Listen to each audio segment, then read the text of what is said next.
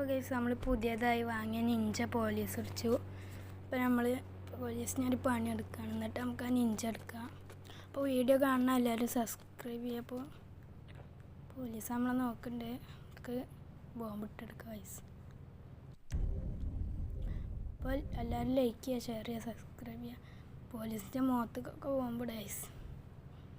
പോലീസിൻ്റെ ഇതെന്താ മനസ്സിലായില്ല ഗൈസ്. നമുക്ക് എല്ലാവരും മേത്തേക്കും ബോംബിടാം. കുറേ ബോംബിടാം ഗൈസ്. ബോംബിട്ടിട്ട് നമുക്ക് ബോംബ് ബ്ലാസ്റ്റ് ചെയ്യാം.